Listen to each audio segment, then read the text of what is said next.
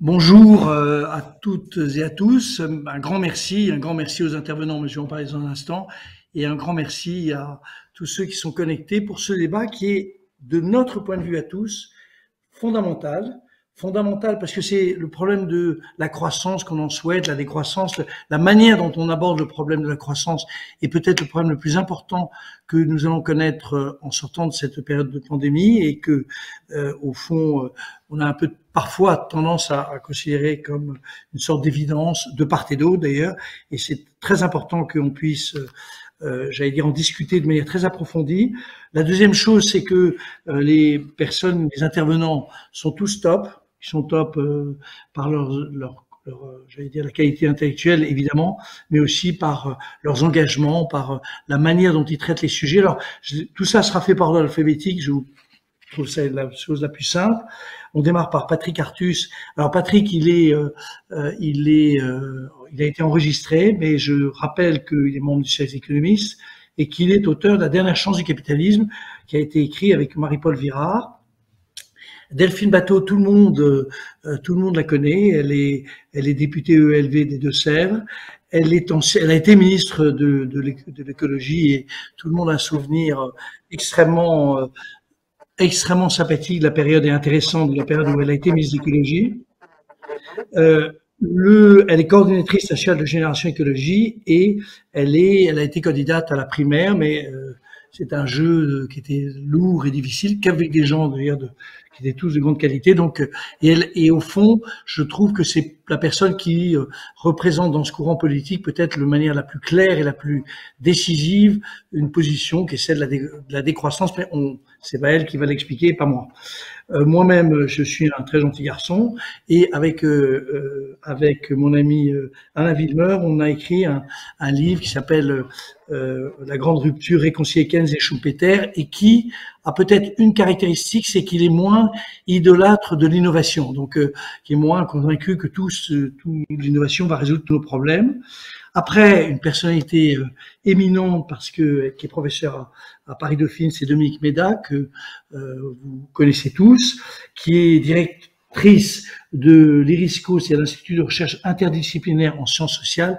Alors moi, ça me ravit parce que je pense que l'économie, qui se considère comme une science dure, aurait bien du mérite à essayer de se coller un peu plus se remettre dans les sciences sociales. Et elle a écrit plusieurs livres qui vraiment marquent déjà la tonalité de ce qu'on va se dire, la mystique de la croissance, comment s'en libérer, faut-il attendre la croissance vers une société post-croissance, coécrit avec Isabelle Cassier et Kevin Maréchal. Donc c'est vraiment quelqu'un qui là aussi représente un courant plus académique, mais qui est tout aussi passionnant. Denis Oliven qui est directeur général de Libération, qui est essayiste, qui a écrit beaucoup de choses. Tout le monde se souvient de la préférence française du chômage, au chômage, qu'il avait écrit il y a, on va dire 20 ans, 25 ans, 30 ans. J'arrête à cette limite-là, et qui vient d'écrire un livre absolument top aussi, qui s'appelle Un étrange renoncement. Alors vous voyez quelles sont les références qu'il peut avoir, mais c'est aussi lui. Pierre Dequesne, qui est un membre du Cercle économiste, on appelle ça membre honoraire du Cercle économiste, mais en réalité, il est tellement top que il est bien plus que cela. Il est professeur émérite à l'Université Lyon 2 et il a cette caractéristique d'être à la fois un économiste très reconnu et un historien des faits économiques très reconnu. Alors, au fond, ça nous replonge dans l'idée de Dominique Méda que l'économie, c'est une science sociale, et donc il faut qu'on retrouve un peu notre logique. Il est l'auteur de L'économie des grandes épidémies de la peste Covid-19, écrit en 2021, vous voyez, donc c'est très récent. Et mon camarade Alain Villemeur, qui est en fait directeur scientifique d'une chaire très remarquable qui s'appelle Transition démographique, transition économique. Donc, on voit bien que on va traiter là aussi du long terme, et qui a écrit un livre absolument remarquable, ça permet de le dire 2 fois de suite, qui s'appelle La grande rupture, réconcilier Keynes et Schumpeter, et voilà, qui va défendre avec talent. Alors, je voudrais juste faire 3 remarques avant de céder la parole d'abord à Patrick Artus. On va prendre l'ordre alphabétique. On va faire un débat très très libre, en gros 1 heure de présentation de tous, et puis 1/2 heure de débat avec tous les internautes qui vont vouloir intervenir évidemment. je voudrais juste dire trois petites choses. C'est que on a le sentiment, y compris dans le titre, qui est involontairement un peu provocateur, que croissance et décroissance, c'est deux vérités absolues. Il y a énormément de nuances dans la manière de penser les problèmes de croissance et de penser les problèmes de décroissance. C'est un débat qui a agité l'un et l'autre, croissance et décroissance, les économistes depuis 2 siècles. Donc c'est un débat ultra légitime, ultra normal, ultra, j'allais dire, travaillé. Alors, chacun après a son opinion, mais ce qui est important, c'est qu'on pose bien les sujets, mais une fois de plus, il y a beaucoup de nuances et beaucoup de manières de traiter les thèmes. Deuxième remarque, je pense que quand on va parler de croissance ou de croissance, on va beaucoup se fonder sur la consommation, parce qu'elle représente les 2 tiers en gros de la valeur ajoutée produite, ou importée ou exportée, et il s'avère que je trouve qu'il faut qu'on fasse une séparation assez nette entre les biens collectifs et les biens individuels. Quand on parle de santé, c'est pas tout à fait la même chose que de s'acheter un iPad. Et les deux sont bien, mais c'est pas la même chose. Et puis troisième aspect, et ça c'est un point qui a été très soulevé par Denis, c'est aussi un débat d'économistes anciens, c'est le rapport entre la société, la croissance et le progrès technique. J'ai tendance à penser que là aussi, il nous faut être très nuancé. Lorsque Amazon annonce que on crée des emplois, c'est formidable, mais en même temps, on oublie que peut-être on en a détruit beaucoup dans le centre-ville de beaucoup de villes dans le monde et en France, et en même temps que c'est remplacé par des emplois j'allais dire, de qualité extrêmement faible. Voilà. Ces trois remarques, c'est juste, non pas pour faire l'intéressant, mais pour dire à quel point le sujet est compliqué. Je vous suggère que désormais, on laisse la parole successivement donc à Patrick, enregistré, Delphine Bateau, Dominique Méda, Denis Oliven, Pierre Decaisse et Alain Villemeur. Chacun, je leur ai demandé pas plus de 10 minutes, mais vous voyez, moi-même, j'ai été un peu bavard, donc pas plus de 10 minutes, pour qu'on puisse avoir une vraie discussion. Et puis, ce débat est ouvert, libre, intéressant, respectable, respecté. Et donc, n'hésitez pas, très gentiment, parfois, à commenter les uns les autres. Ça rendra la discussion encore plus intéressante. Et je cède maintenant la parole à notre ami Patrick Artus, qui, je ne vais pas vous faire un scoop, je crois, va défendre plutôt la croissance. Bonsoir à tous. La question qui est posée aujourd'hui est effectivement extrêmement importante, c'est-à-dire est-ce que nous sommes toujours dans une perspective de croissance ou est-ce que nous pouvons être dans une perspective de décroissance avec bien entendu à l'esprit la transition environnementale et énergétique. Alors je voulais faire 3 remarques introductives pour notre débat de ce soir. Le premier, c'est simplement sur la définition de la croissance. On a évidemment une croissance qui n'est pas mesurable par le PIB. Aucun économiste raisonnable ne pense que maximiser le PIB est un objectif légitime de la politique économique. Ce qu'il faut maximiser, c'est le bien-être des populations, des agents économiques. Et alors, évidemment, le bien-être peut être extrêmement différent du PIB. Par exemple, il y a dans le bien-être un effet des inégalités de revenus. Quand un ménage, une personne a un revenu faible, il bénéficie davantage d'une hausse de son revenu en termes de bien-être que quelqu'un qui a un revenu élevé. Les économistes disent que l'utilité marginale de la consommation est plus forte quand le revenu est faible. Donc, il faut corriger le PIB des inégalités. Un PIB qui s'associe d'une ouverture des inégalités, c'est un bien-être qui croît moins que le PIB. Il faut aussi tenir compte, évidemment, des externalités. Quand la production génère des désordres climatiques, des désordres environnementaux, une réduction de la biodiversité, une dégradation des conditions de travail, de la souffrance au travail, etc., évidemment, cette production crée un bien-être qui est inférieur simplement au niveau de production. Donc, c'était une première remarque pour dire que nous ne sommes pas assez naïfs, parce qu'on critique souvent les économistes qui auraient la religion du PIB. Nous ne sommes pas assez naïfs pour avoir la religion du PIB. Nous avons la religion du bien-être.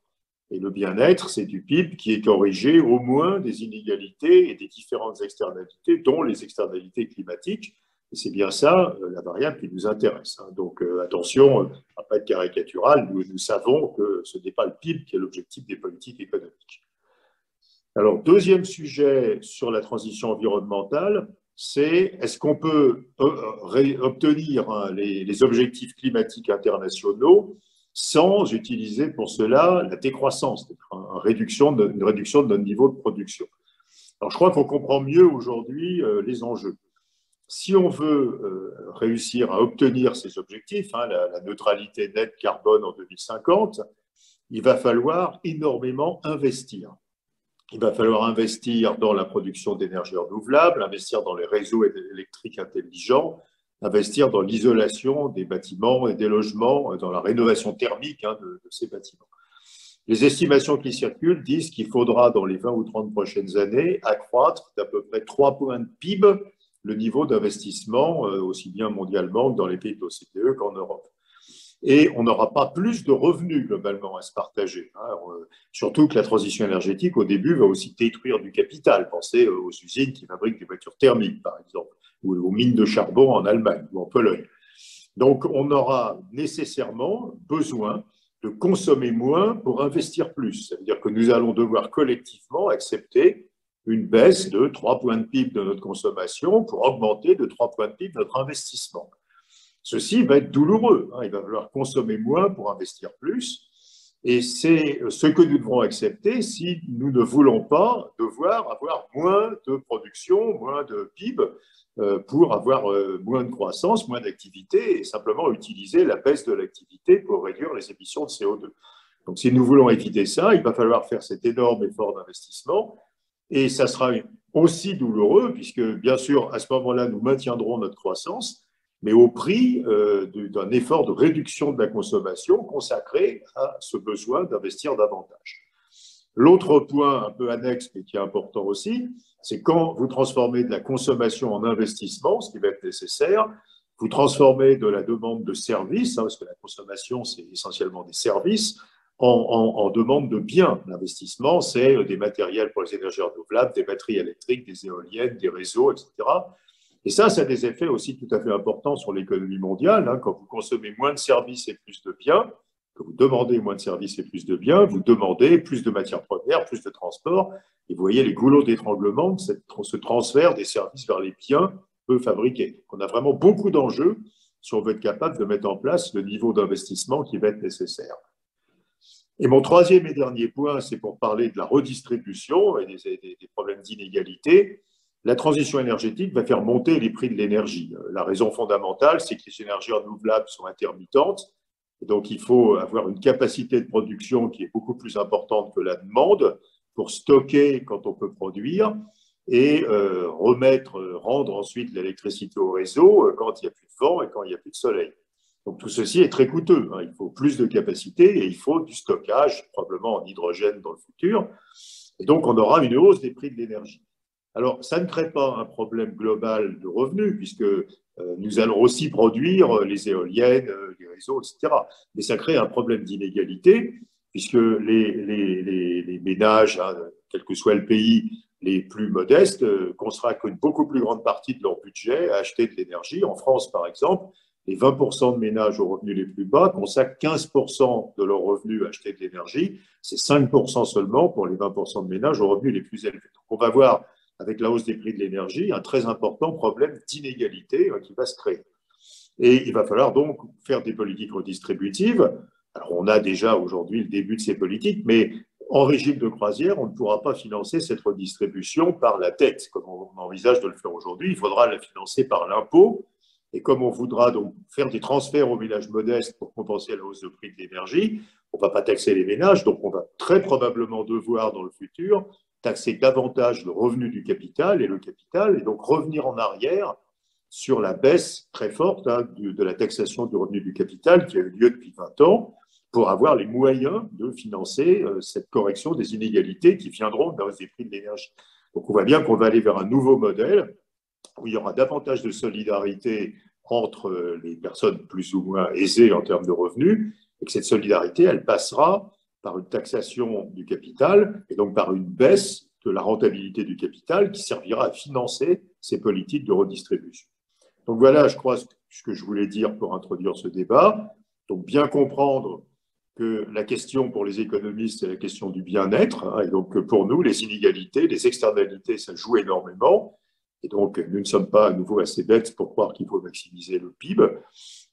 Bien comprendre que si on veut éviter la décroissance, il va falloir faire un effort considérable d'investissement, ce qui veut dire faire l'effort de réduire notre consommation, hein, ce qui est douloureux aussi. Et bien comprendre enfin qu'on va avoir un très gros problème redistributif à gérer et que très probablement, il aboutira dans un partage des revenus moins favorable au capital que celui dont nous avons pris l'habitude. Voilà ce que je voulais avancer pour lancer le débat ce soir. Donc Dominique, à toi. Merci beaucoup, vous m'entendez bien? Oui. Oui, super. Bonjour à toutes et tous. Je suis très heureuse d'être là aujourd'hui et d'avoir cette discussion. Hein. Pour situer un peu les choses, moi je travaille sur ces sujets depuis longtemps, depuis une vingtaine d'années. Hein. En 1999, j'écris un livre intitulé Qu'est-ce que la richesse? C'était en fait une tentative pour comprendre comment on avait pu assimiler progrès et croissance, ou richesse et croissance. Hein. Donc j'ai essayé de faire une généalogie de cette assimilation. J'ai croisé des auteurs passionnants hein, comme Simon Kuznets, l'inventeur des premières mesures de la production et du revenu national, ou François Fourquet, je conseille sa lecture, hein, qui a écrit Les Contes de la puissance et qui explique pourquoi les inventeurs de la comptabilité nationale en France ont une sorte de fascination pour la croissance.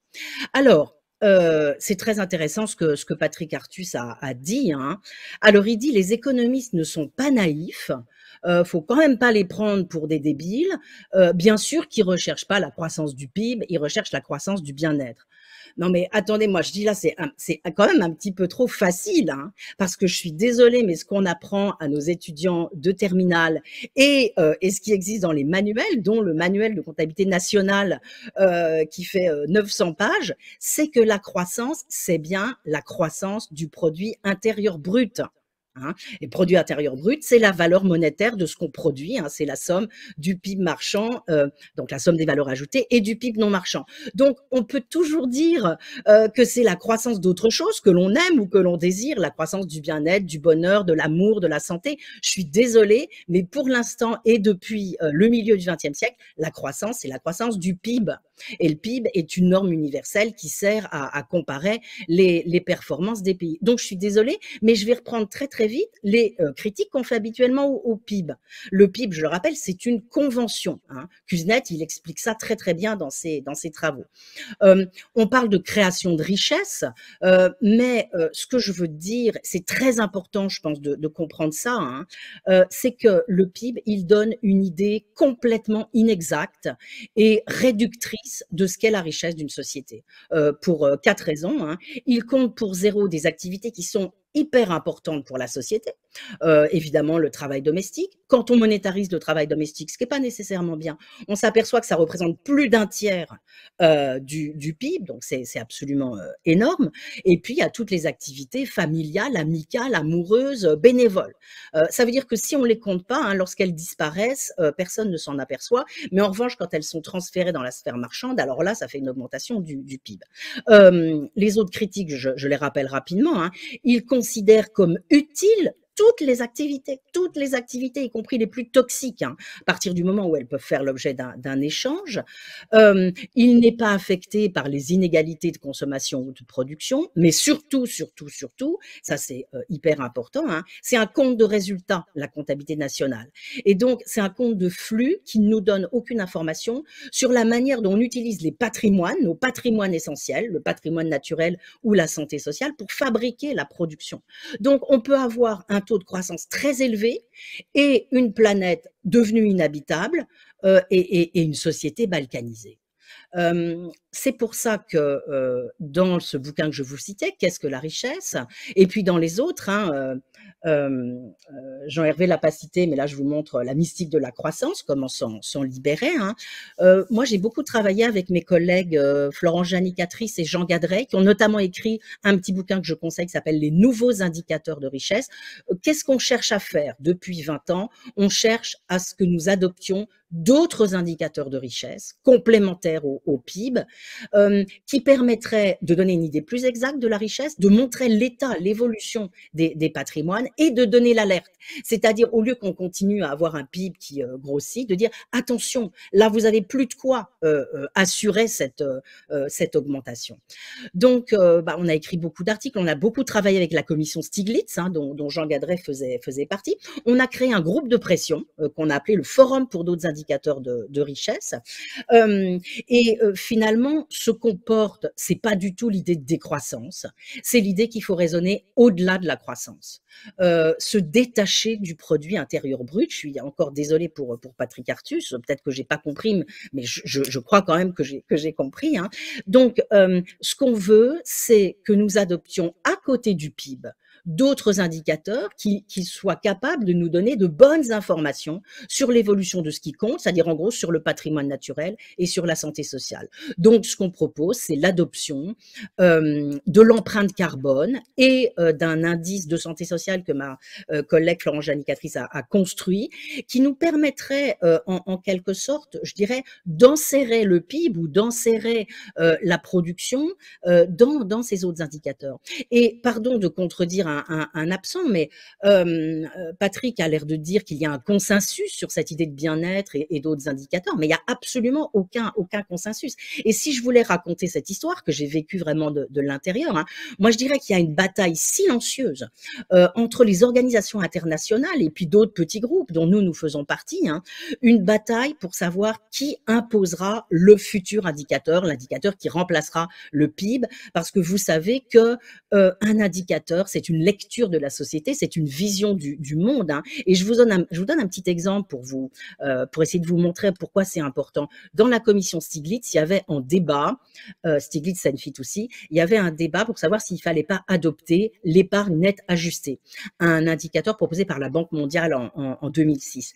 Qu'est-ce que dit cet indicateur? Il dit, vous devez, pour avoir une idée de votre richesse, parce que tout le monde a compris qu'il fallait passer d'un indicateur de flux à un indicateur de stock. Et donc, l'épargne nette ajustée, c'est quoi? C'est, je prends mon capital économique, donc qui est traduit monétairement, bien sûr, je monétarise mon capital naturel, je monétarise mon capital humain, je mélange tout cela et je regarde ce qui sort. Qu'est-ce que ça veut dire? Et si ce qui sort est positif, c'est qu'on est bon, on a créé de la richesse. Et qu'est-ce que ça veut dire tout ça? Ça veut dire que si nous sommes assez intelligents, c'est le génie humain, alors finalement, on va pouvoir accepter, s'adapter à une réduction considérable, voire une disparition du capital naturel. Et puisque vous voyez que d'abord tout est monétarisé, ce qui est absolument épouvantable, et tout est fongible. Donc voilà, l'intelligence humaine va nous permettre de construire un monde artificiel qui nous donnera les mêmes doses de satisfaction qu'un monde naturel. Bon, bah ça ne peut pas marcher comme ça. Et donc, nous sommes battus contre cette idée d'épargne nette ajustée. D'ailleurs, la commission Stiglitz n'a pas proposé de nouvel indicateur. Elle est restée avec le PIB. Elle a proposé des ajustements. Donc voilà, nous, notre idée, hein, je la rappelle, elle est double. C'est adopter d'autres indicateurs pour en quelque sorte faire en sorte que la production soit enfermée dans des limites sociales, limites environnementales, les fameuses limites planétaires. Hein. Et ce que nous souhaitons également, nous ne parlons pas de décroissance parce qu'on a peur que ça décourage les personnes, surtout que cette décroissance, elle va devoir s'adresser plutôt aux plus riches d'entre nous qu'aux plus modestes. Et donc, ce que nous souhaitons, c'est se détacher de l'obsession de croissance ou de décroissance. Ce que nous souhaitons, ce que nous pensons, c'est qu'il faut poursuivre la satisfaction essentielle, la satisfaction des besoins essentiels de tous, et qu'on verra bien si cela aboutit à de la croissance ou à de la décroissance. Donc, en résumé, hein, abandonner la croissance comme objectif, reconnaître que la croissance, elle a apporté d'immenses bienfaits, mais aussi des maux. Hein, c'est-à-dire qu'aujourd'hui, ce qui est en train de s'écrire, c'est une autre histoire des 30 Glorieuses. Les collègues qui ont écrit ce livre, Une autre histoire l'histoire des 30 Glorieuses. Maintenant, il requalifie les 30 Glorieuses avec l'idée de 30 calamiteuses, c'est-à-dire il y a un revers de la médaille. On s'aperçoit que le moment où on a le plus produit, avec des taux de 5,3% par décennie, c'est aussi le moment où tout a explosé, où toutes les limites planétaires ont été explosées. Et donc, les rendements de la croissance sont décroissants. Et ma conclusion est double. D'une part, on n'a pas besoin de passer par le détour de la croissance pour viser la satisfaction des besoins de tous. On n'a pas besoin de ça. Et par ailleurs, moins de croissance ne signifie pas arrêt du progrès. Je vous renvoie au magnifique texte de John Stuart Mill en 1848, qui nous dit que ceux qui poursuivent l'augmentation de la production et de la richesse, finalement, ils n'ont rien compris. Ce qu'il faut, c'est un progrès humain, et que c'est pas parce qu'on a un état stationnaire de la richesse qu'on a une immobilité du progrès humain. Merci beaucoup, Dominique, c'était passionnant. Je dois dire que l'habileté qu'aussi ça citait pour nous John Stuart Mill, qui est quand même considéré comme un économiste de la première catégorie possible, c'est quand même très, je veux dire, très, très talentueux. Bon, je repropose à Delphine Bateau de passer. Je crois que maintenant, ça doit marcher. Si par hasard ça marchait pas, voilà, ça marche. C'est formidable. On attaque la décroissance. Merci. Voilà. D'abord, merci de l'invitation, et merci au Cercle des économistes de considérer ce débat comme légitime. Contrairement à ce qu'a affirmé Patrick Artus, et je rejoins sur ce point Dominique Méda, tout dans nos sociétés aujourd'hui est organisé, j'allais dire drivé, par l'obsession pour la croissance économique, pour l'obsession pour la croissance du PIB, qui est l'objectif central de nos pays.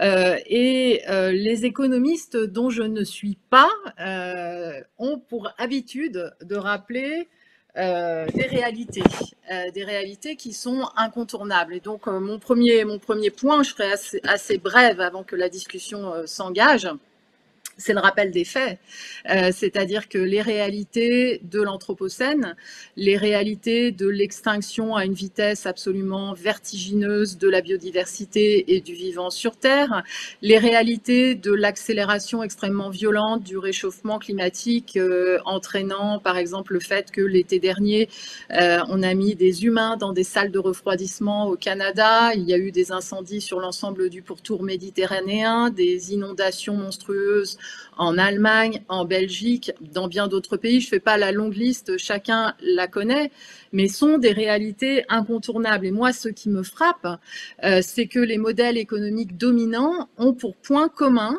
de faire l'impasse en fait sur les réalités physiques auxquelles nous sommes confrontés et qui ont amené le 9 octobre dernier le nouveau prix Nobel de physique Giorgio Parisi à affirmer, à rappeler une réalité très simple, c'est que la croissance du PIB est incompatible avec la lutte contre le réchauffement climatique, raisonnement qui était aussi au cœur du récent rapport de l'Agence européenne pour l'environnement, qui démontre qu'en fait, toujours plus de PIB, toujours plus de production, toujours plus de consommation en volume signifie plus de destruction de la nature et plus d'accélération du réchauffement climatique, parce que, en fait, cette augmentation du PIB, elle est corrélée à l'augmentation de la consommation d'énergie et de matières premières. Et donc, en fait, le sens de la décroissance, c'est d'en tirer les conséquences et d'arrêter de faire semblant, en fait, sur les enjeux écologiques, et de s'attaquer non plus aux symptômes, mais de s'attaquer aux causes du problème.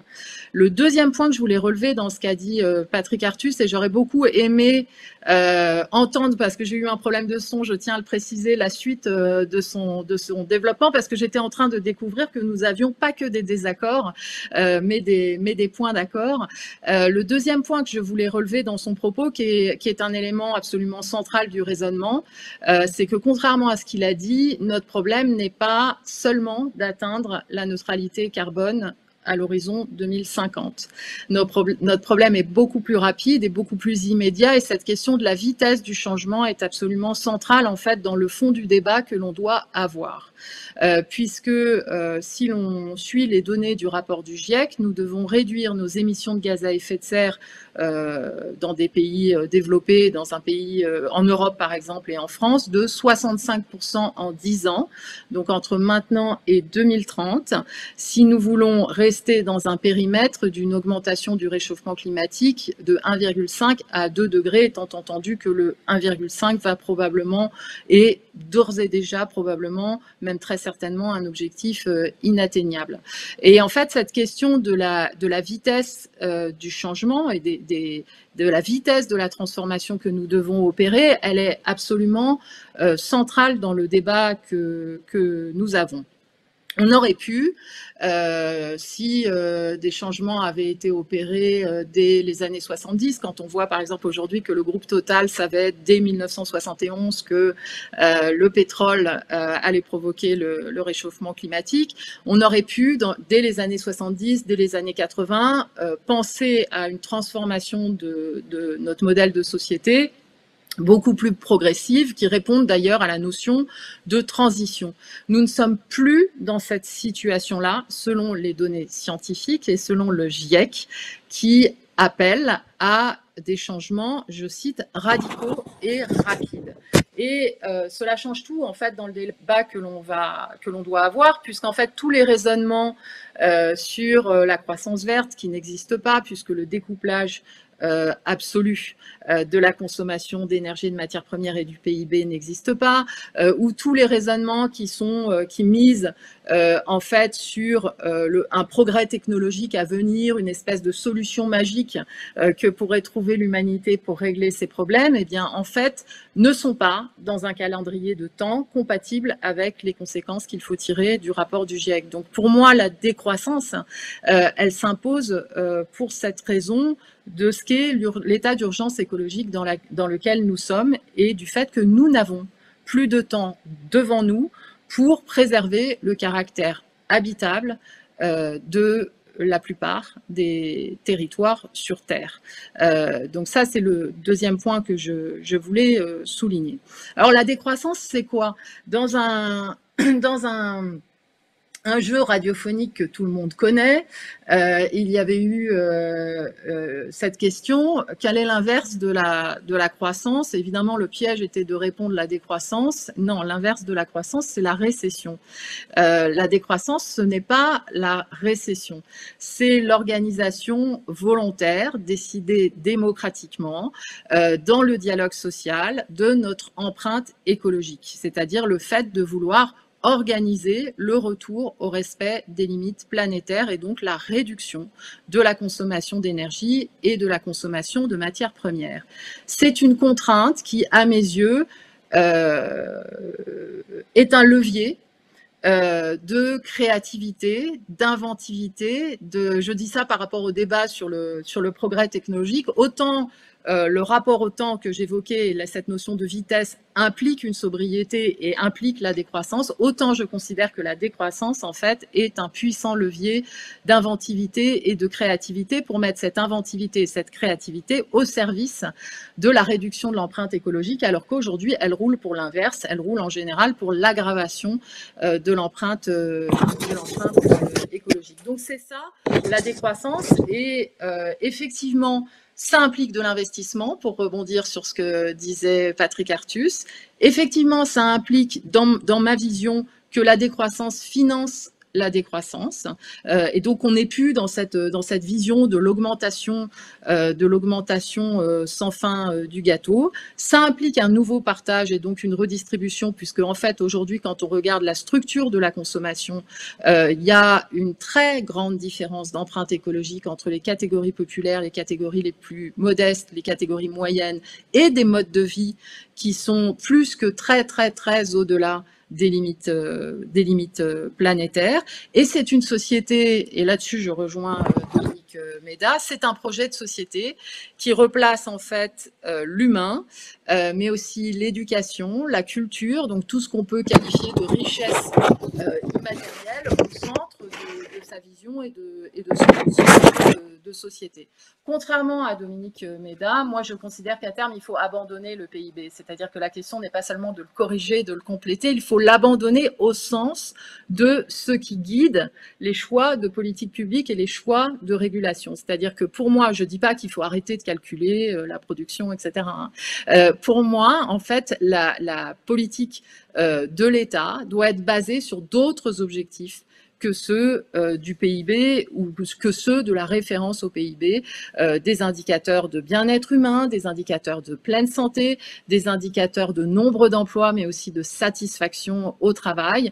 Et dans la vision que je développe, je considère que l'organisation de la transformation en fait de notre modèle économique autour de la recherche, de la réduction de notre empreinte écologique est génératrice de la création d'emplois, de la destruction d'emplois dans un certain nombre de secteurs, il faut l'assumer, mais aussi de la création de beaucoup d'emplois. Voilà ce que je voulais dire en introduction, en regrettant d'avoir pas entendu le son de ce qu'a dit complètement Patrick Artus, qui ne me permet pas complètement de rebondir sur ce qu'il a pu développer. Si, tu as parfaitement rebondi parce qu'au fond, deux petites remarques d'économistes, conscients des limites de l'exercice d'économiste. La première chose, c'est vrai que beaucoup d'économistes et de cette discipline, on considère comme normal de traiter des problèmes, non pas de récession, on parle beaucoup de récession, mais de décroissance, donc de réorganisation de l'évolution de la société, d'évolution de la trajectoire des économies. À juste titre, Dominique a sorti tout à l'heure une très belle citation de John Stuart Mill, mais en fait, il y a eu tout le débat a commencé il y a déjà quelques années avec le rapport Meadows, etc., avec beaucoup de documents. Donc, cette idée que les économistes ne peuvent pas, j'allais dire, penser le sujet, me paraît peut-être un peu excessif. Deuxième remarque sur ce qu'a dit Patrick, qui, au fond, a expliqué avec beaucoup de son talent habituel, j'allais dire, l'environnement dans lequel on est situé, et c'est là où je trouve qu'il y a plus de convergence entre ce que disent Delphine et Patrick qu'ils ne pouvaient l'imaginer l'un et l'autre. C'est cette idée que l'évolution des trajectoires de l'économie qu'il a posé comme étant aboutissant au zéro carbone en 2050. On peut très bien dire que c'est insuffisant, mais en réalité, c'était comme ça qu'il a réfléchi. Ça supposait à la fois des investissements très importants. Ça supposait, deuxième aspect, des problèmes, j'allais dire, de répartition majeure, et évidemment une fiscalité des revenus du capital qui sont très différents que ceux que nous connaissons aujourd'hui, et ça rejoint d'ailleurs une des propositions de Dominique Méda. Vous voyez, moi je suis spécialiste du consensus, du rapprochement des positions sur l'idée que le capital, à un moment, doit être fiscalisé dans des conditions qui sont des conditions plus satisfaisantes. Dernier sujet qui va me permettre d'introduire Denis Oliven. J'ai quand même un problème par rapport à l'évolution du progrès technique. Pour le moment, on n'en a pas beaucoup parlé. C'est aussi une dominante majeure. Alors, c'est vu par certains comme étant une sorte de Deus ex machina qui résout tous les problèmes. C'est le cas d'un économiste que j'aime beaucoup, que j'admire beaucoup, qui est Philippe Aghion, mais je ne partage pas ses sentiments là-dessus. Et surtout, ça crée, et ça ne l'oubliez pas, par rapport à ce qui a été dit à propos de la qualité du travail, etc. Et je sais que là, j'évoque des sujets que et Dominique et Delphine considèrent comme très importants. La qualité du travail, en réalité, on est en train d'assister sous nos yeux, avec le progrès technique tel que nous l'avons, hein, et tel qu'il se développe, nous avons ce que nous appelons la bipolarisation du marché du travail, c'est-à-dire, dans les faits, une séparation totale entre le travail qualifié et le travail non qualifié, et la terreur des classes moyennes ou des qualifications moyennes disparaître au bénéfice de quelques heureux élus, des qualifications très développées et des qualifications qui sont des qualifications, j'allais dire, très faibles. Donc je pensais qu'il fallait qu'on rajoute ça. Ça va bien, ça me permet d'introduire Denis Oliven sur son livre, qui est très favorable au progrès et à l'innovation, mais je veux dire, tout ça est passionnant, et donc je lui cède la parole. Merci.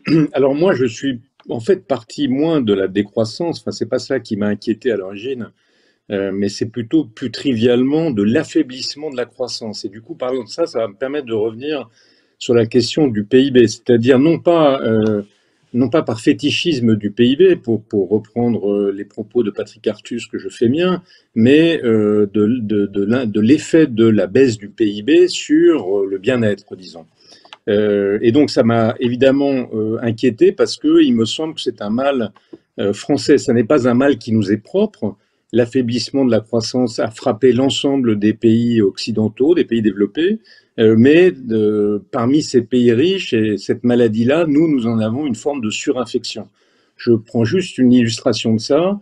On vient de célébrer ou de regretter la fin du mandat d'Angela Merkel. Sur les 15 ans du règne d'Angela Merkel, la croissance du PIB par habitant de l'Allemagne a été 3 fois supérieure à celle du PIB par habitant de la France.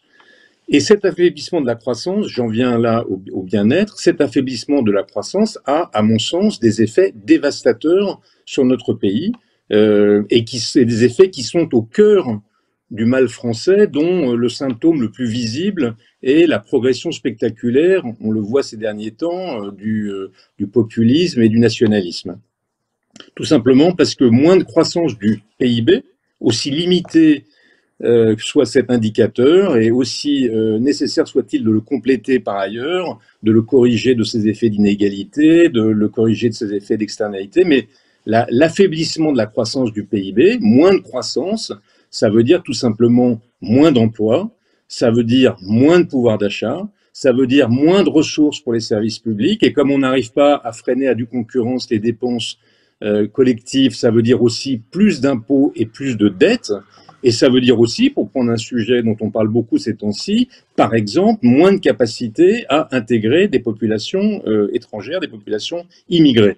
Et quand je fais cette liste, vous avez reconnu à peu près la liste de tous les mots français. Pourquoi est-ce qu'il y a une flambée dans les banlieues? Parce qu'on a un problème grave de chômage des jeunes non qualifiés. Pourquoi est-ce qu'on a une crise des gilets jaunes? Parce qu'on a un problème de pouvoir d'achat. Pourquoi est-ce qu'on a un malaise des fonctionnaires? Parce qu'on a un problème de ressources des services publics. Pourquoi est-ce qu'on a un ras-le-bol fiscal? Pourquoi est-ce qu'on a une crispation identitaire très forte? Eh bien parce qu'on intègre moins bien nos immigrés que des pays qui ont plus de croissance que nous. Donc, une fois que j'ai dit ça, quand on essaie de comprendre d'où vient ce particularisme français, on retrouve un enseignement de l'histoire économique. Je pense notamment à l'ouvrage remarquable de Joël Mokyr. On trouve cet enseignement que finalement les conditions de la croissance ne sont pas d'abord matérielles, elles sont culturelles, elles sont spirituelles, elles sont morales. C'est un certain nombre de valeurs auxquelles une société adhère ou n'adhère pas qui la rendent propice ou pas propice à la croissance. Et nous Français, il me semble, peut-être que je me trompe sur mon diagnostic, mais il me semble qu'au cours des 30 ou 40 dernières années, nous nous sommes progressivement brouillés avec ces valeurs qui sont favorables à la croissance. Nous nous sommes brouillés avec, nous aimons moins ou nous n'aimons plus le travail. Devant la montée du chômage, au lieu de se demander comment on allait augmenter l'activité, on s'est dit qu'on allait partager le travail. Résultat des courses, on est l'un des pays riches qui travaille le moins, en tout cas par heure de travail par habitant, c'est certain. Nous nous sommes brouillés, en tout cas nous n'aimons pas ou nous n'aimons moins que les autres le capital. Je pourrais vous donner un tas d'indications de ça, mais celle qui me paraît la plus évidente, c'est que nous avons, après même les mesures Macron, le taux d'imposition du capital le plus élevé d'Europe, juste après le Luxembourg, je crois.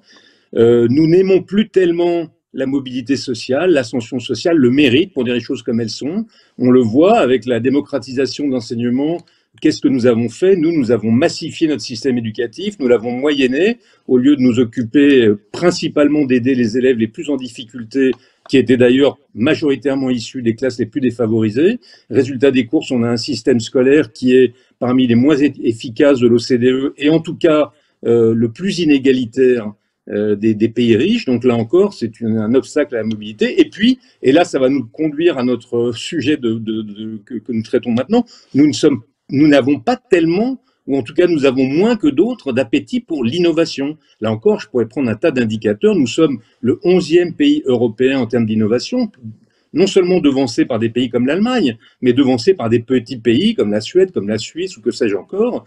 Nous avons 1 point de PIB en moins en recherche et en développement que l'Allemagne. Nous avons 10 points de PIB en moins consacrés à notre enseignement supérieur par rapport aux pays scandinaves. Enfin, je pourrais continuer cette litanie. Et donc, ça me conduit maintenant au sujet de la décroissance, parce que on voit qu'on a loupé une série d'embranchements au cours des 30 ou 40 dernières années qui ont affaibli notre croissance et qui ont, à mes yeux, plongé notre pays dans d'immenses difficultés sociales et politiques. Je ne dis pas que la croissance les aurait toutes réglées, mais l'absence de croissance les a très certainement tous détraqués. Voilà qu'au lieu de se demander comment on peut renouer avec la croissance, là encore, je m'inscris dans ce que disait Patrick Artus, pas n'importe quelle croissance, croissance inclusive, une croissance respectueuse de l'environnement, mais enfin, renouer avec la croissance, nous, enfin, en tout cas, un certain nombre de bons esprits, brillants, intelligents, intéressants, je viens de les entendre à nouveau, nous disent, ben non, c'est pas ça qu'il faut faire, il faut tout arrêter et il faut décroître.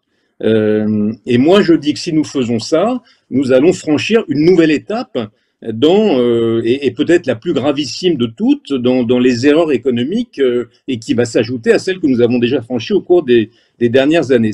Je le répète, ça ne veut pas dire que je suis un dévot de la croissance, en tout cas de la croissance du PIB. Je sais très bien quels sont les dégâts causés sur l'environnement de la croissance passée qu'il faut corriger. J'ai parfaitement conscience qu'avec la même croissance, on peut avoir des politiques sociales redistributives ou au contraire parfaitement inégalitaires. Mais, et bien sûr, sur la question du climat m'effraie comme vous tous, et je partage entièrement les conclusions du GIEC. Mais je me dis que la réponse ne doit pas être pire que le mal. Voilà, et c'est là-dessus que je voudrais l'illustrer de manière très concrète, parce qu'on a une discussion sur le PIB et elle me paraît parfois un peu abstraite. Je voudrais l'illustrer de manière très concrète en faisant un tout petit calcul mental qu'on va faire tous ensemble. Le PIB en France, j'arrondis les chiffres pour qu'on calcule plus facilement. Le PIB en France, c'est 2500 milliards d'euros. En 2020, du fait de la Covid, on a eu une baisse de 9% du PIB et elle s'est traduite par une baisse de 9% des émissions de CO2. Exactement le rythme, un peu supérieur, mais à peu près le rythme de baisse des émissions de CO2 qu'il nous faudrait pour atteindre les objectifs qui ont été cités tout à l'heure, notamment ceux de 2030. Ben, si j'arrondis le 9 à 10, si vous prenez 10% du PIB, c'est 250 milliards d'euros. Et si vous prenez la part des dépenses publiques dans ce PIB, c'est 150 milliards d'euros. Donc, une baisse de 9 ou 10% du PIB, c'est moins 150 milliards d'euros chaque année de dépenses publiques. C'est ça que ça signifie. Donc, qu'est-ce qu'on va sacrifier? Est-ce qu'on va sacrifier une bonne partie des retraites, c'est 250 milliards d'euros?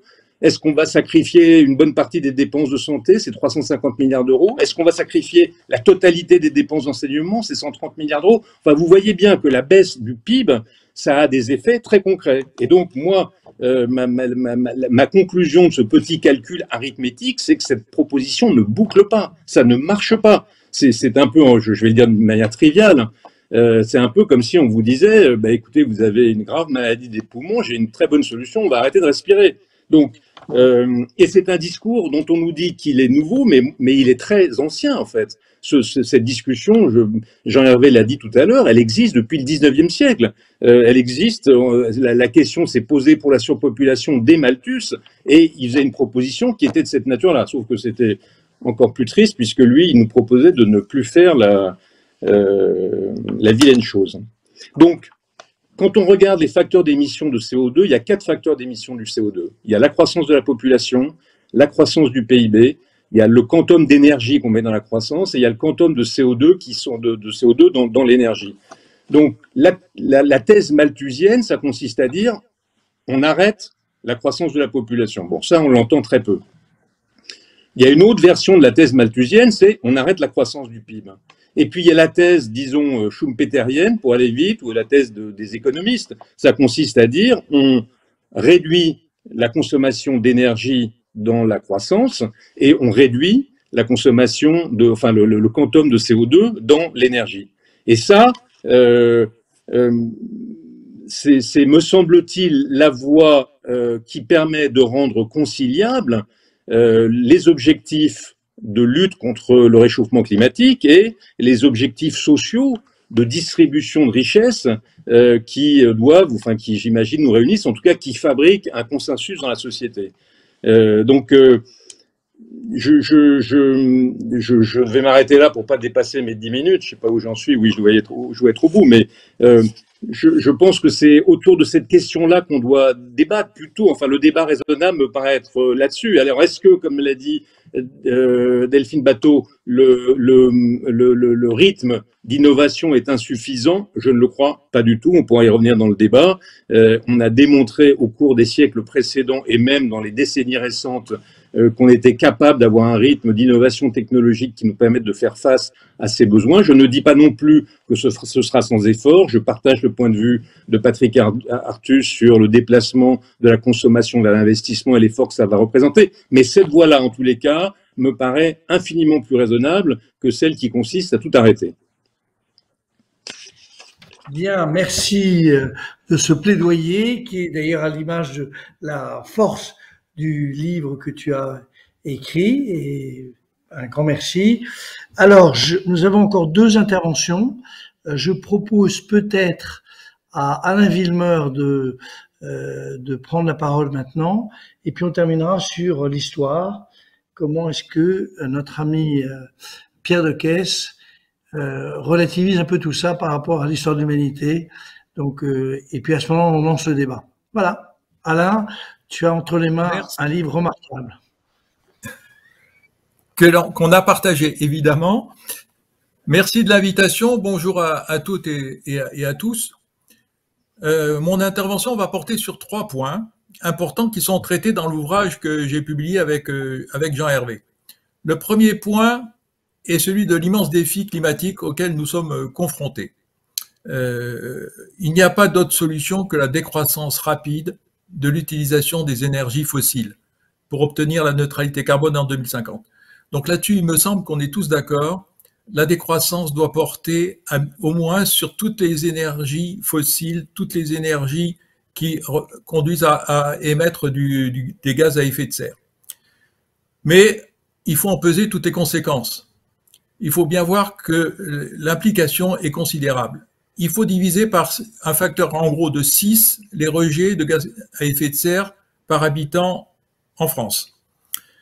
Actuellement, la France est plutôt bien placée en termes d'émissions de gaz à effet de serre, mais nous sommes très très loin du chemin convenu de réduction de ces émissions, comme la très grande majorité des pays développés. De notre point de vue, il va falloir multiplier les moyens pour y arriver. La taxe carbone, par exemple, la sobriété, la recherche de la sobriété par les ménages, les entreprises, mais aussi l'investissement. Patrick Artus a déjà évoqué la nécessité d'investir de manière considérable. Alors, nous, on citait le chiffre plutôt de 2% du PIB, mais lui de 3%, qu'importe, c'est entre 40 et 60 milliards par an qu'il va falloir investir dans les nouvelles énergies, dans les énergies renouvelables, dans l'isolation thermique, etc. Est-ce que c'est soutenable? Oui, nous pensons que c'est soutenable parce que dans l'histoire économique de la France, on a déjà beaucoup plus investi qu'actuellement. Il y a 30, 40 ans, 50 ans, on investissait 3, 4, 5 points de plus. Donc, a priori, le problème n'est pas celui du volume d'investissement. Le problème est plutôt celui de la qualité et de l'efficacité de ces investissements. Mais nous sommes convaincus qu'une croissance, même vertueuse pour le climat, ne sera pas soutenable si cette croissance n'est pas égalitaire et inclusive. En effet, depuis maintenant au moins 2 décennies, on constate que les inégalités dans tous les pays développés se sont considérablement accrues, que le plein emploi n'est pas toujours réalisé, notamment en France, que même aux États-Unis, il y a des travailleurs découragés en nombre très important. La crise des Gilets jaunes nous a montré la nécessité de tenir compte de ces phénomènes et de ces inégalités croissantes qui sont de plus en plus insupportables. Face à ces défis, nous nous sommes réinterrogés sur le processus même de croissance. C'est le deuxième point que je vais traiter, cette nécessité d'une réinterrogation sur la croissance et les politiques qui la favorisent. De notre point de vue, il n'y a aucune raison de fond de refuser une croissance d'activités vertueuses, celles qui sont liées à l'éducation, à la formation, à la santé, à la communication, à la recherche et développement. Autrement dit, une croissance qui amplifierait le bien-être des citoyens, comme l'a bien mentionné Patrick Artus. Mais nous sommes à un moment particulier de l'histoire économique. Nous sommes confrontés en tant qu'économistes à deux échecs, l'échec de la politique économique et l'échec de la théorie macroéconomique. L'échec de la politique économique, c'est le fait qu'on constate que le ralentissement généralisé des économies depuis le début de ce siècle, que ce soit les États-Unis, que ce soit la France, l'Allemagne, tous les pays ont ralenti. Certains sont même en décroissance, comme l'Italie, une décroissance absolument phénoménale. À tel point que les économistes sont obligés de s'interroger, va-t-on assister pour les pays avancés à une stagnation généralisée?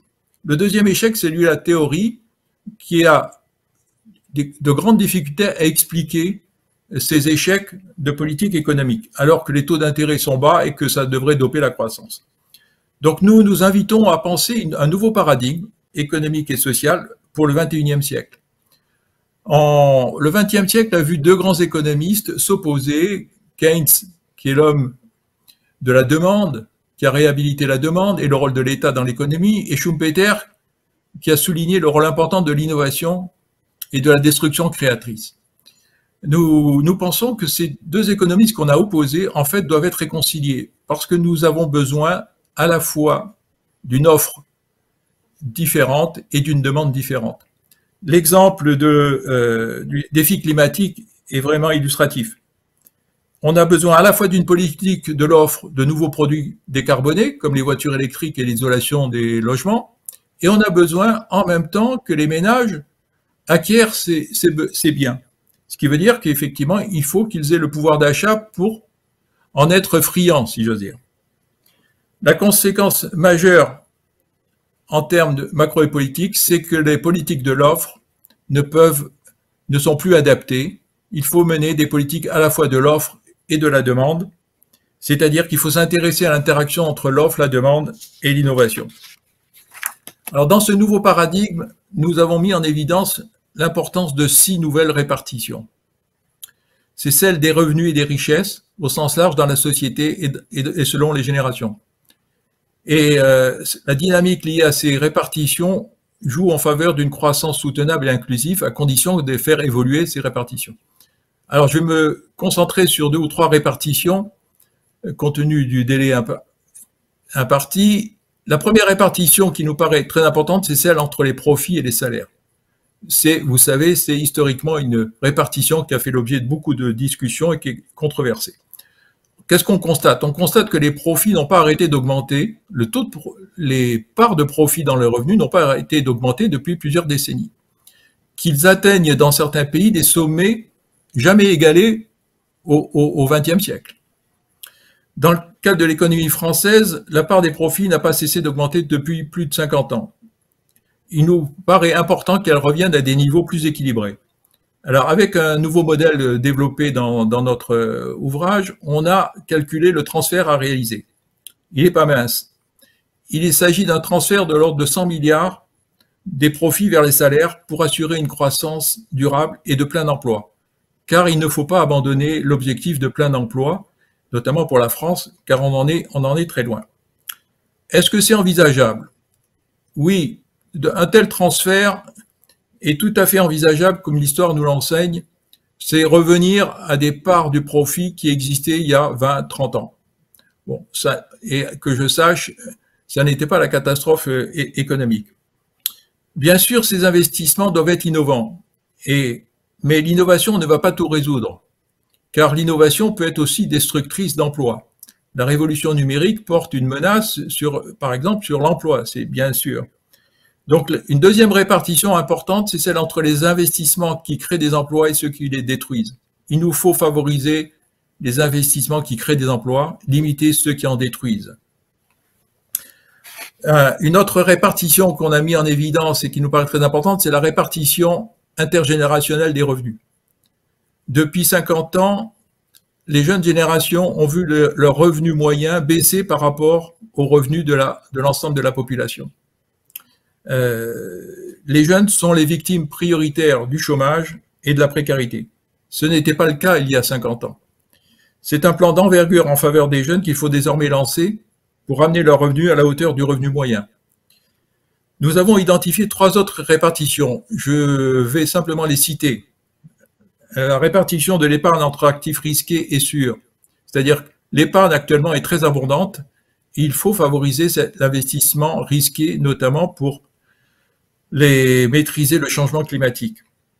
La répartition des emplois selon les qualifications est une répartition importante. Actuellement, les emplois de qualification intermédiaire diminuent, ce qui provoque la peur du déclassement de la classe moyenne.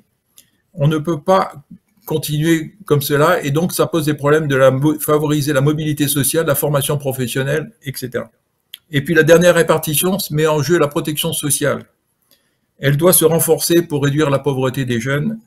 Et dans une société vieillissante, il faut également faire face à la dépendance que redoute et qui atteint de nombreux retraités. En conclusion, je veux dire, si on veut une croissance mieux partagée, c'était l'objectif de notre ouvrage, toutes ces répartitions sont autant d'indicateurs à suivre et à faire évoluer à côté d'indicateurs de croissance du PIB. En définitive, nous sommes convaincus que le changement climatique ne pourra pas être surmonté si on ne modifie pas en même temps le système de répartition des revenus et des richesses. Il nous faut donc construire une nouvelle croissance partagée avec au moins 6 nouvelles répartitions. On pourrait évidemment en imaginer d'autres, tout aussi importantes. Mais face à la violence des temps, seule cette audace nous semble compatible avec les défis climatiques, environnementaux et sociaux auxquels nos sociétés sont désormais confrontées. Merci, merci Alain.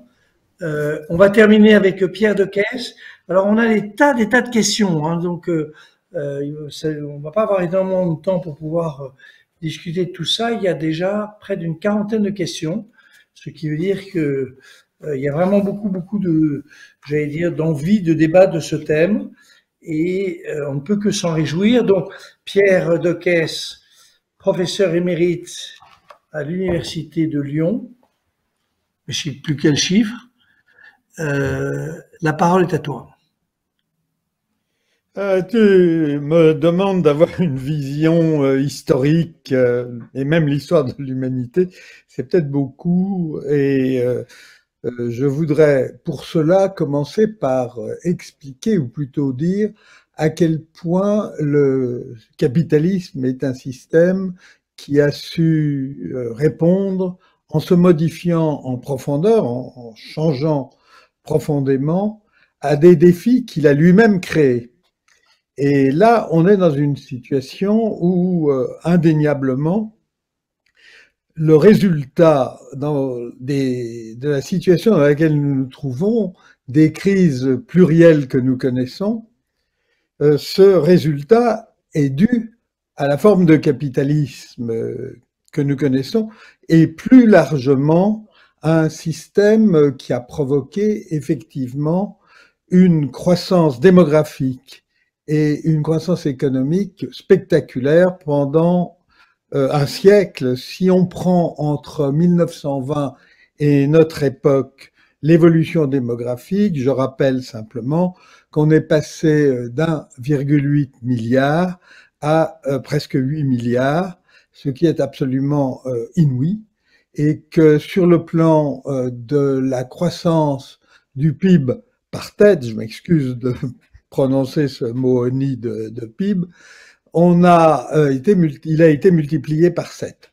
On est donc arrivé à une situation exceptionnelle d'épuisement des ressources. Et cet épuisement des ressources, évidemment, il n'est pas absolu.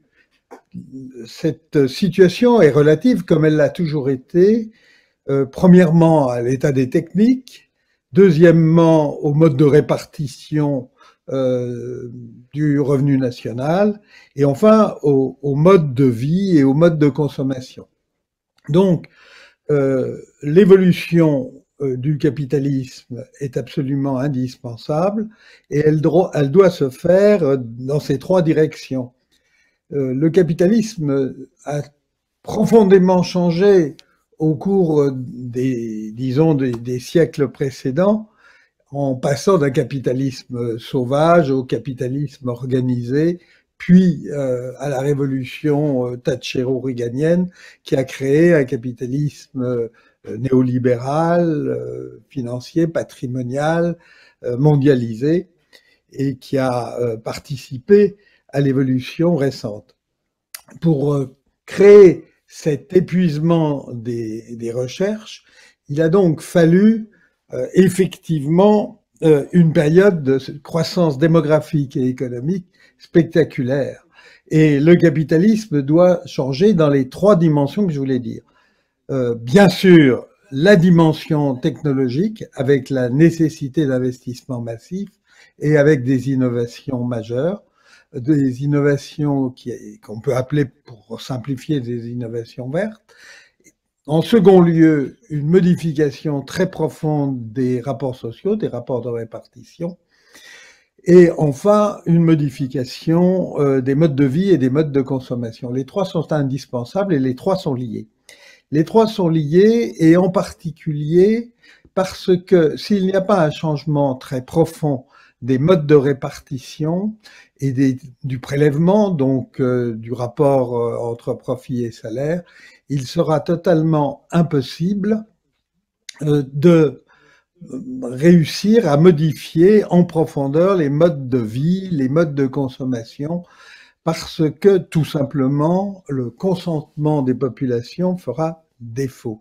En effet, il est très difficile de provoquer une baisse supplémentaire des niveaux de vie, alors même que ceux-ci sont déjà dans une situation tout à fait dramatique. On le voit par les réactions que les débuts de ces variations des modes de vie et de modes de consommation et des revenus commencent à provoquer avec les hausses de l'énergie qui sont dues à la rareté des ressources, bien sûr, mais qui sont dues aussi tout simplement au prix du carbone qui explique une partie de l'augmentation du prix de l'électricité et du prix du gaz. On ne peut pas imaginer que cela soit multiplié par 2 ou 3 sans qu'on obtienne l'importante révolte de nos populations, comme on l'a vu avec les gilets jaunes, qui ne serait dans ce cas qu'un tout petit début. Cet épuisement des ressources, après avoir dit qu'il ne pouvait pas être absolu, mais qu'il était nécessairement relatif à l'état des techniques, à la répartition et au mode d'existence, cet épuisement des ressources, ce monde plein en quelque sorte que nous connaissons, me fait songer à une des plus grandes crises de l'histoire de l'humanité, celle de la première partie du XIVe siècle. J'y pense tout simplement parce que c'est à cette occasion qu'a été forgée par Pierre Chaunu l'expression de monde plein. Il était déjà plein, il était déjà dans une situation d'épuisement au XIVe siècle. Et c'est donc dire à quel point la relation entre ce monde plein et l'état des techniques et l'état de la répartition est nécessaire à faire. Que s'était-il passé? Eh bien, la comparaison est claire avec ce qu'on a connu au cours du XXe et même du XIXe siècle. Il y a eu une croissance démographique considérable au cours des XIIe et XIIIe siècles. La population est devenue trop importante par rapport aux technologies et par rapport au mode de répartition. Les prélèvements étaient très élevés et simultanément, on était dans l'impossibilité de desserrer de façon importante les contraintes techniques. le résultat a été les grandes crises de la première partie du XIVe siècle, et en particulier les épidémies et les épidémies de peste. Et cette situation tout à fait dramatique a été liée également aux très grandes famines qui avaient inauguré le XIVe siècle avec des centaines de milliers de morts en Europe, tout particulièrement. Quant à la peste de 1347, on sait qu'elle a tué la moitié de la population mondiale. Ceci, évidemment, est sans commune mesure avec ce que nous pouvons imaginer pour le futur, en tout cas. C'est cependant ce que les collapsologues, par exemple, imaginent pour l'avenir dans une vision extrêmement dramatique des choses. Et cependant, si les choses ne changent pas profondément, on risque d'avoir une évolution catastrophique, même si elle n'est pas aussi apoplectique, aussi caractéristique de celle que nous avons connue au XIVe siècle. Ça, c'est pour dire que ce n'est que dans la mesure où il n'avait pas été possible de desserrer les contraintes techniques et les contraintes de répartition que la crise a été aussi violente. Bien entendu, l'épidémie de Covid est en rapport avec l'épidémie de peste, heureusement d'ailleurs, mais ce qu'il faut souligner, c'est ce lien entre un épuisement des ressources, un changement climatique aussi qui avait caractérisé cette époque. On était passé de l'optimum médiéval au petit âge glaciaire, d'où les famines. Alors, l'adaptation ne pouvant se faire ni par la répartition, ni par le desserrement des contraintes techniques, ni par le mode de vie, elle s'est faite en quelque sorte à la baisse, par la destruction d'une fraction de la population. Une fraction considérable, puisque je dis 50%. Le résultat de cette effroyable catastrophe a été à terme un desserrement très important de ces contraintes et en particulier les rendements agricoles qui avaient très profondément baissé du fait de la mise en culture des terres les moins fertiles, on cultivait jusqu'au rocher, dit-on, a permis une augmentation de la productivité à partir de l'amélioration des rendements agricoles. Simultanément, la rareté des gens a permis à la fois une augmentation des salaires et une diminution des rentes. Le résultat a été finalement une amélioration considérable des niveaux de vie.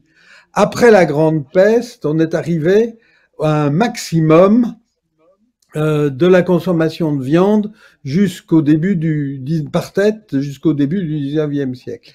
Donc, voilà une situation. Voilà une situation qui effectivement n'est pas sans se rapprocher de la nôtre, mais la nôtre et la grande différence, c'est que nous pouvons modifier nous-mêmes les contraintes techniques et les contraintes de répartition et notre mode de vie. On peut donc espérer que les collapsologues auront tort et qu'on réussira à changer complètement de mode de production.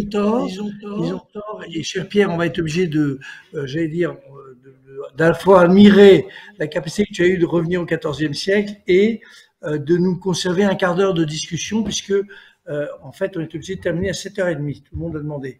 Alors, moi, ce que je vous propose, on a eu 40 questions. Donc, ça veut dire qu'il y a eu des milliers de personnes qui se sont connectées. J'en ai pris 4 qui permettent à chacun de s'exprimer s'il le souhaite. Mais je donnerai la parole aussi à Mme Berthaud si elle le veut tout de suite. Et après, je te laisse la parole dans un instant, Delphine. Je vous propose juste de vous lire quelques questions, mais après son intervention, après l'intervention de Delphine. Et puis on va terminer. Si vous êtes d'accord, chacun va dire ce qu'il pense comme étant intéressant à mettre comme point dans le débat présidentiel, parce que c'est quand même, on va faire 2 secondes de politique. Voilà. Mais je te laisse la parole, Delphine. Oui, merci. Parce que, en fait, il y a des choses pour moi qui sont pas possibles si on veut avoir un débat intelligent et avec un minimum de fiabilité sur le fond, en fait. Donc, en fait, il n'y a pas de comparaison historique qui soit possible avec ce que nous sommes en train de vivre. Il suffit pour ça de lire le rapport du GIEC. Et en fait, vous prenez les chiffres du rapport du GIEC, je vais tous les rappeler, mais en fait, sur chaque donnée fondamentale, vous avez la période de temps à laquelle il faut remonter pour trouver une éventuelle référence historique. Et donc, on ne peut pas faire de parallèle. De la même manière que je n'accepte pas qu'on puisse considérer que les maux actuels de la France seraient ceux de la décroissance, alors que précisément ce sont ceux de l'obsession pour la croissance économique, pas davantage que l'Italie n'a mis en place une politique de décroissance telle que je la définis. Donc ça me paraît en fait important de comprendre que la situation que nous vivons, ou par exemple la pandémie, le confinement, etc., n'ont absolument rien à voir avec la politique de décroissance que je revendique. Enfin, Denis Oliven a évoqué le fait qu'il partageait les conclusions du GIEC. Moi, j'ai tenté de faire l'effort de lire son livre. Et en fait, il y a tellement de contre-vérités et de propagande dedans que j'ai dû arrêter. Parce qu'on ne peut pas dire qu'on partage les conclusions du rapport du GIEC et en même temps dire que la génération climat est obscurantiste. Et en fait, la question que j'ai envie de vous poser à tous en attendant les questions, c'est est-ce qu'il y a des limites planétaires ? Est-ce que ce à quoi nous sommes confrontés est inédit et sans précédent dans l'histoire et pose en fait à nos sociétés des questions de limites physiques? Quand j'entends dire par exemple qu'il n'y a pas d'épuisement des ressources dans l'absolu, pour moi c'est pas possible en fait d'avoir un débat sur ces bases, parce que soit nous parlons des mêmes faits et de la même réalité, soit nous avons un débat hors sol, qui est en dehors en fait des réalités qui sont rappelées aujourd'hui par un certain nombre de données scientifiques et auxquelles nous ne pouvons pas échapper. Bien, alors je propose que le débat a pris de la vigueur, là, en dépit du caractère extrêmement radical socialiste que je suis. Alors peut-être les uns les autres, vous intervenez. Denis, tu as été secoué. Dominique, on va laisser tomber un peu les questions, mais on discutera juste à la fin du débat présidentiel. Denis, la parole est à toi, puis Dominique Méda, puis peut-être Alain Villemeur, non? Puis peut-être Pierre, puis peut-être moi. D'abord, 3 observations. La première, moi, je n'ai pas dit que nous étions que les maux de la France étaient liés à la décroissance. J'ai dit que les maux de la France étaient liés à l'affaiblissement de notre croissance, car c'est le thème principal de mon livre. On est sur la décennie sur une croissance de 1%, c'est-à-dire la croissance qu'on avait en moyenne en 1800, et c'est de ça dont je parle. Donc, je n'ai pas parlé de la décroissance. En revanche, j'ai pris l'exemple, deuxième observation, de la baisse de croissance du Covid de l'année 2020, non pas pour dire que c'était le projet que vous défendiez, mais pour dire qu'on a eu à ce moment-là la baisse des émissions de CO2 qui sont la baisse cible, et j'ai essayé de mesurer l'impact que ça avait sur nos ressources, parce que c'est ça le sujet. Troisième observation, je le dis au passage, c'est pas très fair, comme on dit en bon français, de considérer que quand on n'est pas d'accord avec vous, c'est de la propagande. Donc, on pourrait reprendre chacun des points. Vous me ferez la liste des choses où on considère que c'est des contre-vérités. J'essaierai de vous démontrer, parce que j'ai essayé de faire ça avec honnêteté intellectuelle et un travail sérieux. Et s'il y a des choses factuelles sur lesquelles je me suis trompé, veuillez me les signaler. Et si vous avez raison, je ferai amende honorable. Et troisième point, moi, je n'ai pas dit que les ressources étaient infinies. J'ai dit que, comme l'a dit... je ne sais plus qui, il y a 2 personnes qui pensent que les ressources sont, que la croissance est une possibilité infinie, c'est les fous et les économistes.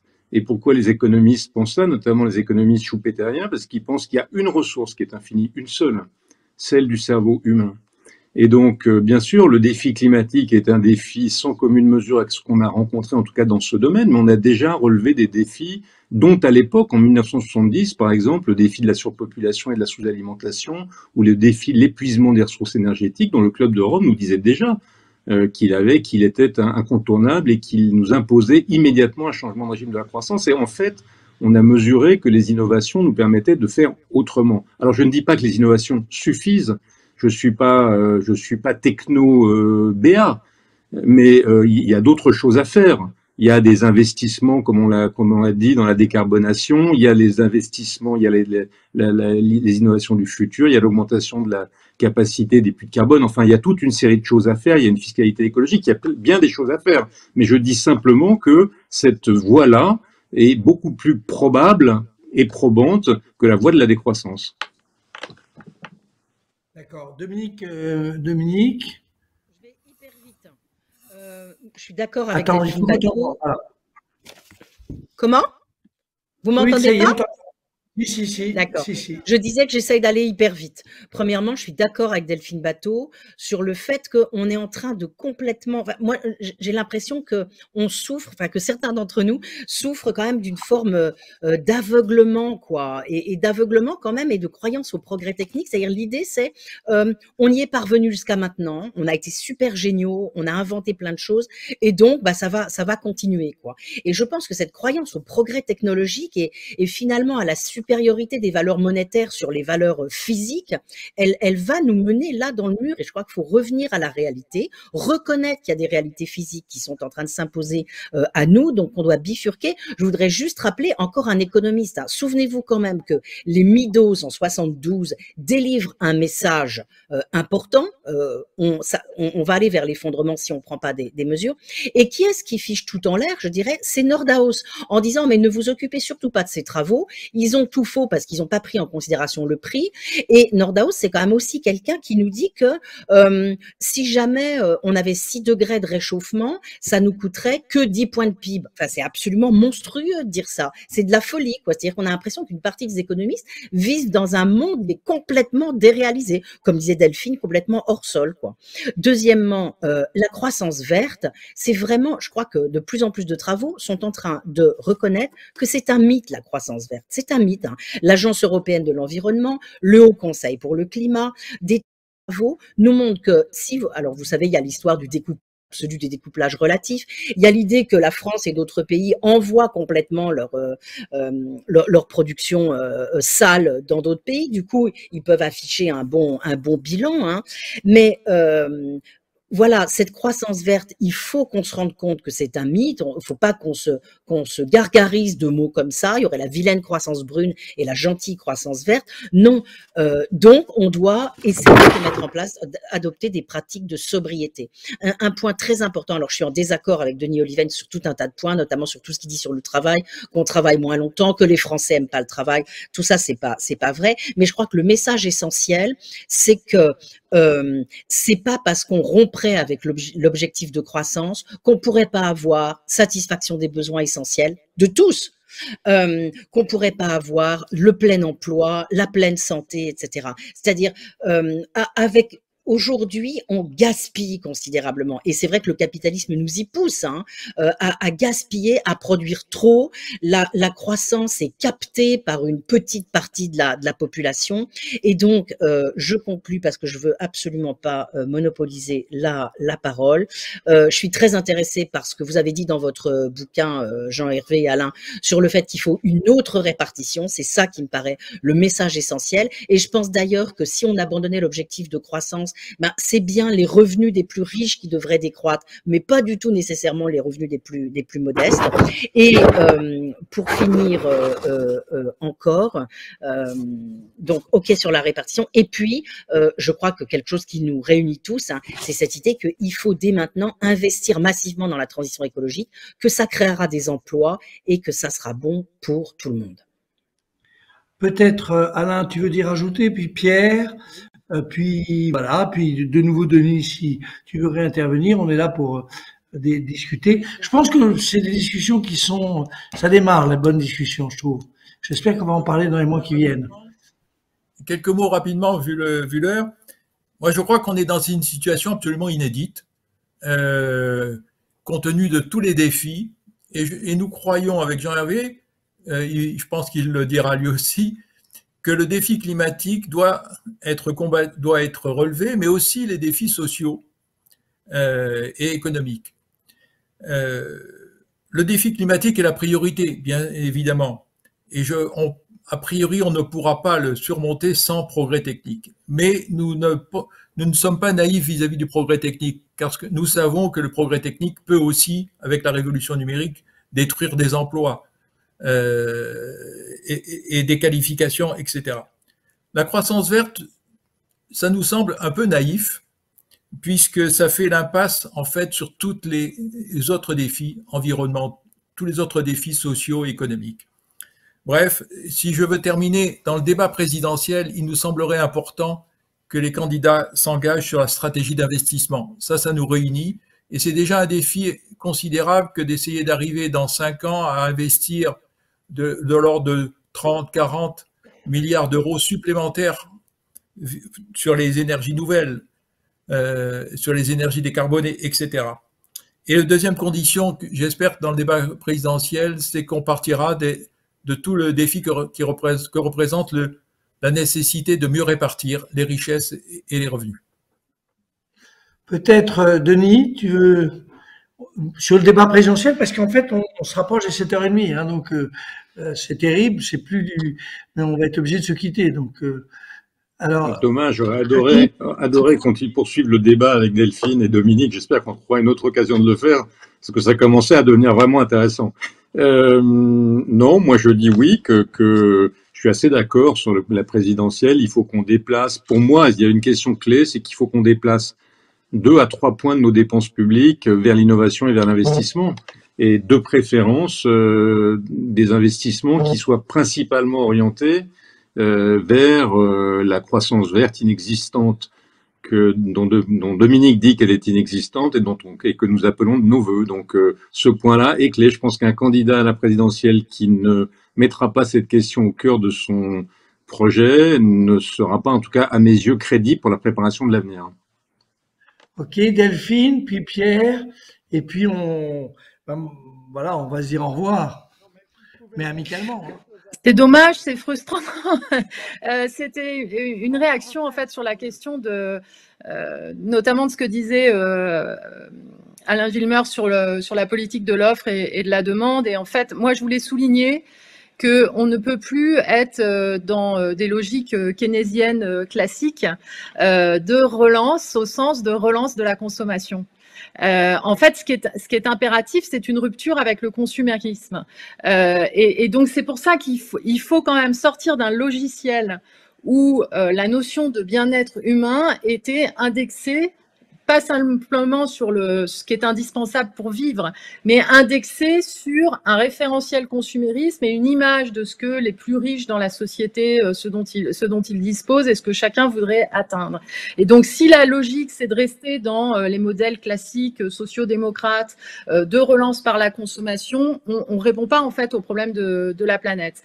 Et ce qui doit vraiment diriger la question de la répartition qui est indispensable, la question de l'investissement et la question de l'inventivité, donc de la recherche, de l'intelligence, etc., c'est un objectif de réduction de la consommation d'énergie et de réduction de la consommation de matières premières, en prenant en compte, à mon sens, parce que c'est fondamental, l'empreinte carbone générale et pas simplement les émissions sur notre sol. Et c'est là qu'on voit que ce que j'appelle moi une politique de décroissance, c'est aussi une politique de relocalisation, parce qu'en fait, si on ne compte pas en empreinte écologique globale, mais qu'on compte seulement en émissions de gaz à effet de serre sur notre sol, on continue de nourrir la logique qui a été celle des délocalisations et dont on voit aujourd'hui les vulnérabilités qui sont liées pas simplement au réchauffement climatique, mais qui sont liées aussi à la surchauffe, à l'effet rebond, à des chaînes logistiques d'une complexité et donc d'une vulnérabilité qui pose les difficultés que nous sommes aussi en train de vivre sur le front des pénuries qui existent aujourd'hui et qui mettent même des usines à l'arrêt. Pierre, peut-être un dernier mot. Oui, ce que je voulais dire, c'est que l'épuisement des ressources, et c'est pour répondre à Delphine, a toujours été considéré comme quelque chose d'absolu. Les gens de tous les siècles qui ont eu à subir ces contraintes terribles s'imaginaient dans un monde où ils ne pourraient jamais desserrer cette contrainte. Si on prend mon exemple du XIVe siècle, vous pouvez être sûr que l'ensemble des populations, des êtres humains, n'imaginaient pas une seconde qu'il allait être possible de modifier les rendements agricoles comme cela a été fait. C'était impensable. Ils n'imaginaient pas non plus la possibilité de changer les rapports de répartition. C'est vrai aussi à propos des pénuries de matières premières, de bois à la fin du XVIIIe siècle. C'est vrai pour le malthusianisme. Alors prenons par exemple, puisque j'ai parlé de la grande crise du XIVe siècle, ils imaginaient que ces drames qui se produisaient étaient une punition de Dieu, parce qu'ils ne pouvaient pas imaginer autre chose. Et aujourd'hui, on a remplacé Dieu par la nature. C'est très intéressant. D'ailleurs, Spinoza disait Deus sive natura. Là, la punition, c'est parce que c'est la nature. La nature. Mais en fait, cet épuisement est profondément lié au mode de répartition et au mode de production et aux innovations potentielles. Maintenant, un deuxième point, tout le monde est d'accord pour dire qu'il faut une masse d'investissement jusqu'à 3% du PIB mondial. Bien, mais il ne faut pas imaginer que cet investissement va être pris sur une épargne préalable et va produire une diminution de ce fait de la croissance. Au contraire, les grands plans d'investissement, surtout dans les infrastructures, vont avoir comme conséquence automatiquement de booster par la croissance par effet multiplicateur. Donc on peut être pour un grand plan d'investissement sans imaginer, même si c'est keynésien, je m'en excuse, il garde encore quelques valeurs, cette masse d'investissement va produire de la croissance. Là, le problème, c'est la répartition des fruits de cette croissance. Il faut la changer profondément, totalement. Ce qui est inadmissible et catastrophique sur le plan de l'épuisement des ressources, c'est que ce soit effectivement une toute petite minorité de très riches qui ramassent depuis surtout une trentaine d'années la quasi-totalité des fruits de la croissance, et il faut au contraire que ce soit la grande masse qui en bénéficie. Alors évidemment, il faut changer les modes de consommation, il faut changer les mentalités à ce sujet, et c'est essentiel, mais il faut bien comprendre que changer les consommations, et pour d'autres consommations, ça ne veut pas dire diminuer le niveau de vie. Et ça, ce serait tragique. Ça provoquerait des révoltes massives. Je le répète, il y a déjà des débuts de ce phénomène. Et si ça continue, si on essaye d'imposer aux gens ce qu'ils ne veulent pas, on aura de véritables drames s'il n'y a pas une augmentation considérable des salaires par rapport au profit. Il faut bien imaginer que si on veut imposer... Pierre, il faut que tout le monde puisse parler. Donc, autoritaire. On n'en a pas parlé, mais les voix chinoises... Non, franchement, non. Maintenant, tu n'es pas tout seul. Je laisse la parole maintenant Dominique. Peut-être quelqu'un veut rajouter. Et puis, peut-être deux mots plus... non pas de conclusion, mais de réaction sur ce formidable débat. Voilà. Moi, d'un mot pour réagir sur ce que disait Pierre, il me semble. Soit croyons au progrès technologique qui va nous sauver, mais je dirais qu'en attendant ce grand soir, mettons quand même en place tout ce qu'il faut pour qu'on puisse s'en tirer sans ce progrès technologique. Essayons de ne pas parier, de ne pas mettre tous nos œufs dans le même panier, quoi. Et sinon, j'ai envie de proposer les 4 mots suivants. Hein, ça rejoint un peu quand même ce qu'a dit Delphine Batho: sobriété, nouveaux indicateurs, investissement massif, nouvelle répartition. Bon, c'est une très jolie formule on va substituer à ces mots que je ne supporte plus dans la bouche de tous nos politiques, qui par ailleurs n'ont évidemment jamais lu les auteurs, c'est la demande keynésienne et la destruction créatrice, qui est quand même ce qu'on peut imaginer de plus banalisé en termes d'expression. Si quelqu'un veut ajouter quelque chose, c'est un tout début de discussion. Le seul point qu'on a en commun, c'est de dire qu'il faut absolument que ce soit cette discussion au cœur du débat présidentiel. Mais pour le moment, on n'en a pas pris la voix. Enfin, pour ceux qui nous ont écoutés, je suis désolé pour tous ceux qui ont envoyé des questions. Il y en a, comme je l'ai dit, 40. Mais vous pouvez retrouver dans les textes des uns et des autres toutes ces réflexions qui ne sont absolument pas convergentes, mais c'est l'intérêt de la vie. Voilà. Merci. Merci je prends par ordre alphabétique. Merci à Patrick Artus, qui est pas là. Merci à Delphine. Merci à Dominique. Merci à Pierre. Merci à Denis. Et merci à Alain. Et je vous souhaite une excellente soirée dans une décroissance repensée. Voilà. Alors, bonne soirée.